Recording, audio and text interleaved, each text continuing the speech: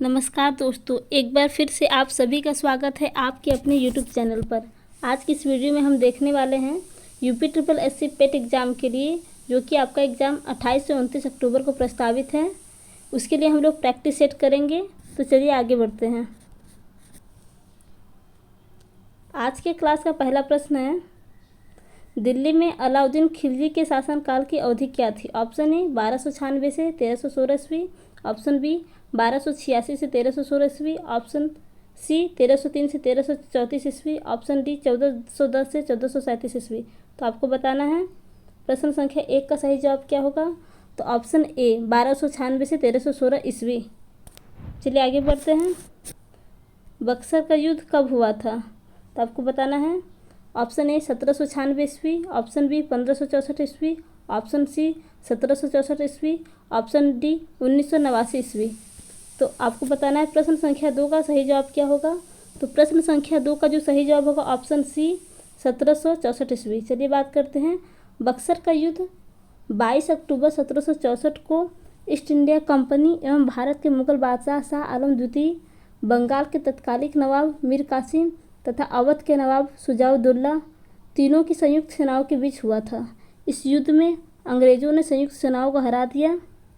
बक्सर युद्ध के पश्चात अंग्रेज़ों को बिहार, बंगाल तथा उड़ीसा की दीवानी प्राप्त हुई।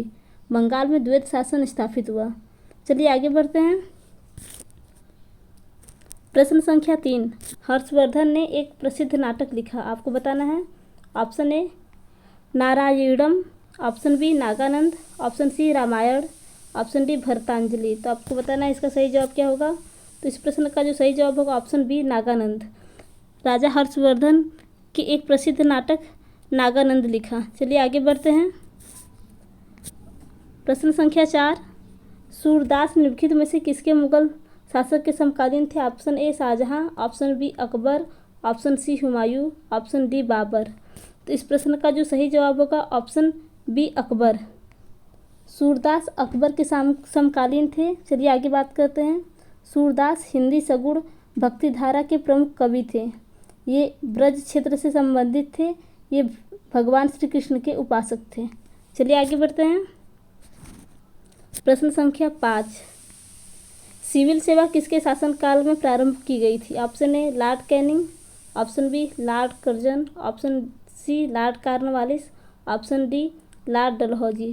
तो इस प्रश्न का जो सही जवाब होगा option C Lord Cornwallis. Civil सेवा लॉर्ड कॉर्नवालिस के शासनकाल में प्रारंभ की गई थी। चलिए आगे बढ़ते हैं। प्रश्न संख्या 6, 1857 के सिपाही विद्रोह के दौरान मुगल शासक बहादुर शाह जफर को किसके द्वारा गिरफ्तार किया गया था? आपको बताना है option A captain Hudson, option B John Nicholson, option C sir Hugh Rose, option D Colin Campbell. तो आपको बताना है इस प्रश्न का जो सही जवाब होगा ऑप्शन ए कैप्टन हडसन। चलिए बात करते हैं। 1857 का सिपाही विद्रोह भारत का प्रथम स्वतंत्रता संग्राम था। यह मेरठ से प्रारंभ हुआ था। इस विद्रोह का कोई नेता नहीं था, इसलिए इस विद्रोही सैनिकों ने अपना नेतृत्व करने के लिए दिल्ली के बादशाह बहादुर शाह से निवेदन किया। चलिए आगे बढ़ते हैं। प्रश्न संख्या 7, पत्नी पति की बंधुआ दासी नहीं है, वह पति की तरह अपना रास्ता चुनने के लिए स्वतंत्र है। यह कथन किसका है? तो आपको बताना है अंबेडकर जी का है, ऑप्शन बी महात्मा गांधी जी का, option C Sardar Patel, option D राजा राम मोहन राय। तो इस प्रश्न का जो सही जवाब होगा ऑप्शन बी महात्मा गांधी। पत्नी पति की बंधुआ दासी नहीं है, वह पति की तरह अपना रास्ता चुनने के लिए स्वतंत्र है। यह कथन महात्मा गांधी जी का है। चलिए आगे बढ़ते हैं। प्रश्न संख्या 8, देशी रियासतों में लोगों के संगठनों द्वारा चले राष्ट्रीय आंदोलन को क्या कहते थे? ऑप्शन ए सविनय प्रज्ञा आंदोलन, ऑप्शन बी हरियाणा राष्ट्रीय आंदोलन, ऑप्शन सी असहयोग लोक आंदोलन, ऑप्शन डी प्रजामंडल आंदोलन। तो आपको बताना है प्रश्न संख्या 8 का सही जवाब क्या होगा। तो इसका सही जवाब जो होगा ऑप्शन डी प्रजामंडल आंदोलन। चलिए आगे बढ़ते हैं। प्रश्न संख्या 9, सविनय अवज्ञा आंदोलन वर्ष 1930 में कहाँ शुरू हुआ था? आपको बताना है option A Bardoli, option B Champaran, option C Dandi, option D Mumbai. तो प्रश्न संख्या 9 का जो सही जवाब होगा ऑप्शन सी दांडी। सविनय अवज्ञा आंदोलन वर्ष 1930 से दांडी से शुरू हुआ था। चलिए आगे बढ़ते हैं।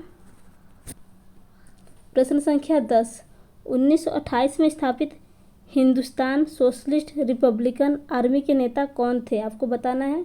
Option A Khudiram Bose, option B Lala Lajpat Rai, option C Chandrashekhar Azad, option D Subhash Chandra Bose.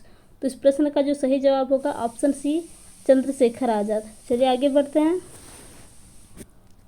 पृथ्वी के धरातल से वायुमंडल की निम्नलिखित संरचनाओं को व्यवस्थित करें। ऑप्शन ए क्षोभ मंडल, मध्य मंडल, समताप मंडल, ताप मंडल। ऑप्शन बी क्षोभ मंडल, समताप मंडल, मध्य मंडल, ताप मंडल। ऑप्शन सी समताप मंडल, क्षोभ मंडल, मध्य मंडल, ताप मंडल। ऑप्शन डी संताप मंडल, मध्य मंडल, क्षोभ मंडल, ताप मंडल। तो आपको बताना है प्रश्न संख्या 11 का सही जवाब क्या होगा। तो प्रश्न संख्या 11 को जो सही जवाब होगा ऑप्शन बी क्षोभ मंडल, फिर समताप मंडल, फिर मध्य मंडल, फिर ताप मंडल। चलिए आगे बढ़ते हैं।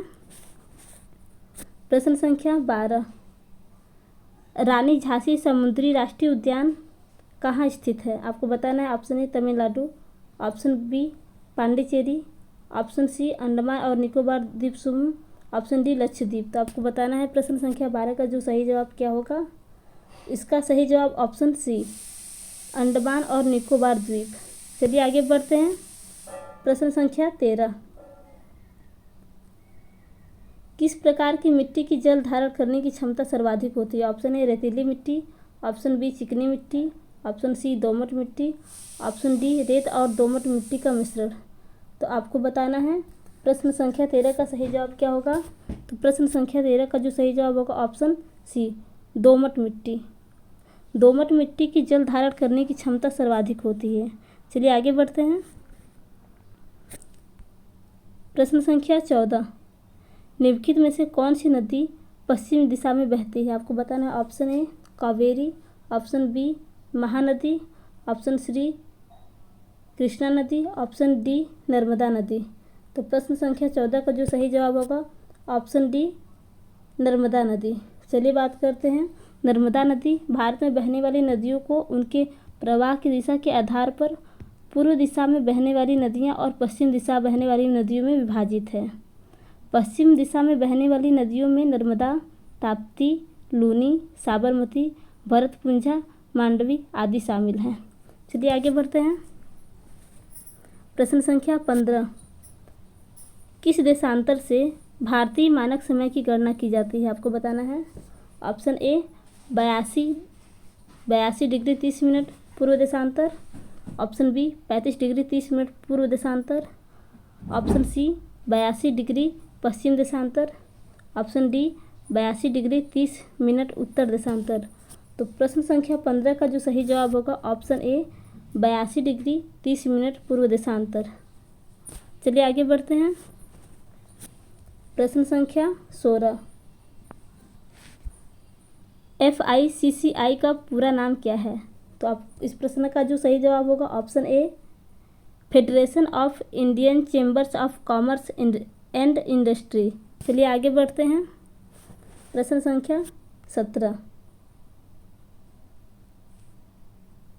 सीमांत उपयोगिता वक्र हमेशा है। आपको बताना है। ऑप्शन ए ऊपर की ओर बढ़ता हुआ होता है, ऑप्शन बी कभी ऊपर की ओर चढ़ता हुआ नहीं होता है, ऑप्शन सी एक्स अक्ष के समांतर होता है, ऑप्शन डी समान परिस्थितियों में गिरा हुआ होता है।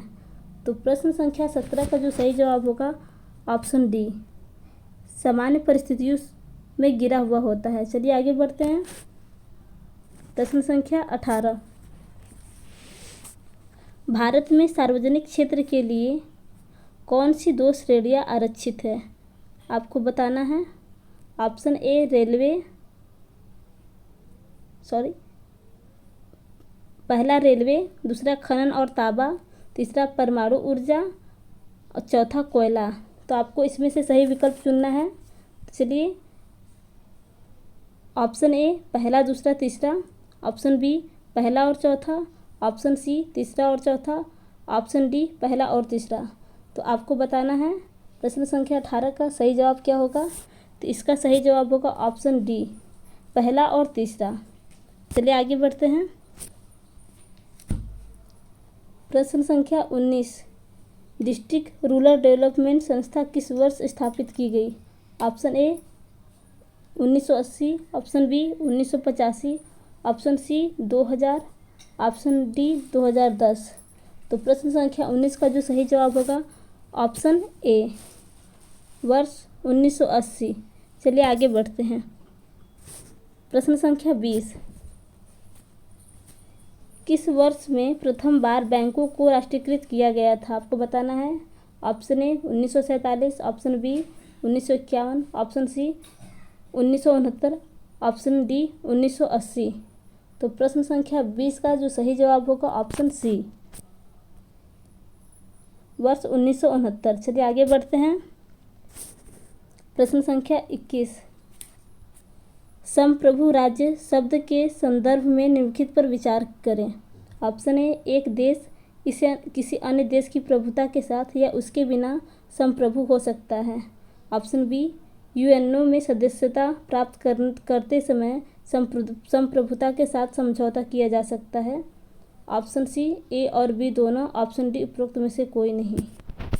तो प्रश्न संख्या 21 का जो सही जवाब होगा ऑप्शन डी उपरोक्त में से कोई नहीं, अर्थात ऊपर के दिए गए सभी कथन गलत हैं। चलिए आगे बढ़ते हैं। प्रश्न संख्या 22, निम्नलिखित में से कौन सी पंचायतों के विकास के लिए सुझाव देने वाली सर्वप्रथम समिति थी। ऑप्शन ए बलवंत राय मेहता समिति, ऑप्शन बी अशोक मेहता समिति, ऑप्शन सी पीके थंगुर समिति, ऑप्शन डी इनमें से कोई नहीं। तो इस प्रश्न का जो सही जवाब होगा ऑप्शन ए बलवंत राय मेहता समिति। चलिए आगे बढ़ते हैं। प्रश्न संख्या 23, सूचना अधिकार का अधिनियम वर्ष कब लागू हुआ था। Option A 2003, option B 2004, option C 2005, option D 2006। तो आपको बताना है प्रश्न संख्या 23 का जो सही जवाब होगा ऑप्शन सी 2005। सूचना अधिकार का अधिनियम वर्ष 2005 में लागू हुआ। चलिए आगे बढ़ते हैं। प्रश्न संख्या 24, भारतीय संविधान के किस संशोधन द्वारा प्रस्तावना में दो शब्द समाजवादी और धर्मनिरपेक्ष जोड़े गए थे। ऑप्शन ए 28वें, ऑप्शन बी 40वें, ऑप्शन बी 42वें, ऑप्शन डी 52वें। तो आपको बताना है प्रश्न संख्या 24 का जो सही जवाब होगा वह है ऑप्शन सी 42वें। 42वें संविधान संशोधन द्वारा प्रस्तावना में दो शब्द समाजवादी और धर्मनिरपेक्ष जोड़े गए थे। चलिए आगे बढ़ते हैं। प्रश्न संख्या 25, संविधान ने कौन सी अनुसूची भारत में राज्यों को सौंपे गए स्थानीय स्व सरकारों के लिए प्रबंध करती है। आपको बताना है। ऑप्शन ए अनुसूची 11, ऑप्शन बी अनुसूची 12, ऑप्शन सी अनुसूची 7, ऑप्शन डी अनुसूची 10। तो आपको बताना है प्रश्न संख्या 25 का सही जवाब क्या होगा। तो प्रश्न संख्या 25 का जो सही जवाब होगा ऑप्शन ए अनुसूची 11। चलिए आगे बढ़ते हैं। प्रश्न संख्या 26, आवेशित की गई एक वस्तु द्वारा किसी अन्य अवशेषित की गई वस्तु अथवा आवेशित न की गई वस्तु पर लगाए गए बल को क्या कहते हैं। अब बताना है आपको। ऑप्शन ए चुंबकीय बल, ऑप्शन बी विद्युत स्थैतिक बल, ऑप्शन सी गुरुत्वाकर्षण बल, ऑप्शन डी यांत्रिक बल। तो इस प्रश्न का जो सही जवाब होगा ऑप्शन बी विद्युत स्थैतिक बल। चलिए आगे बढ़ते हैं। प्रश्न संख्या 27, न्यूट्रॉन की खोज किसने की थी। Option A J Thomson, option B Chadwick, option C Rutherford, option D Moseley. तो प्रश्न संख्या 27 का जो सही जवाब होगा वह है ऑप्शन बी चैडविक। चलिए और जानते हैं। न्यूट्रॉन की खोज चैडविक ने सन 1932 में की। इसके बाद बात करते हैं। जे थॉमसन ने इलेक्ट्रॉन की खोज की तथा रदरफोर्ड ने नाभिक की खोज की तथा मोस्ले ने आधुनिक आवर्त सारणी प्रस्तुत की। चलिए आगे बढ़ते हैं। प्रश्न संख्या 28, ओमेगा 3 वसा अम्ल में क्या उपस्थित होता है। आपको बताना है। ऑप्शन ए मछली, ऑप्शन बी अखरोट, ऑप्शन सी दालें, ऑप्शन डी ए और बी दोनों। तो आपको बताना है प्रश्न संख्या 28 का सही जवाब क्या होगा। तो प्रश्न संख्या 28 का जो सही जवाब होगा ऑप्शन डी, ए और बी दोनों। चलिए आगे बढ़ते हैं। जुगाली करने वाले पशुओं का आमाशय डॉट में बटा होता है। ऑप्शन ए 4 भाग, ऑप्शन बी 2 भाग, ऑप्शन सी 3 भाग, ऑप्शन डी 5 भाग। तो आपको बताना है प्रश्न संख्या 29 का सही जवाब क्या होगा। तो प्रश्न संख्या 29 का जो सही जवाब होगा ऑप्शन ए 4 भाग। जुगाली करने वाले पशुओं का आमाशय 4 भागों में बटा होता है। इसमें आमाशय का पहला भाग रुमेन होता है। उसके रुमेन के अतिरिक्त इसमें 3 अन्य भाग होते हैं, एक्टिथुलम, ओमेसम तथा एबोमेसम होता है। चलिए बात करते हैं प्रश्न संख्या 30। निम्नलिखित में से किस कोशिका में हीमोग्लोबिन होता है। आपको बताना है ऑप्शन ए श्वेत रुधिर कणिकाएं, ऑप्शन बी लाल रुधिर कणिकाएं, option D platelets, option D इनमें से कोई नहीं। तो इस प्रश्न का जो सही जवाब होगा ऑप्शन बी लाल रुधिर कणिकाएं। तो दोस्तों अगर आपको आज की वीडियो अच्छी लगी हो तो वीडियो को लाइक कीजिएगा तथा चैनल को सब्सक्राइब करना न भूलिएगा। धन्यवाद।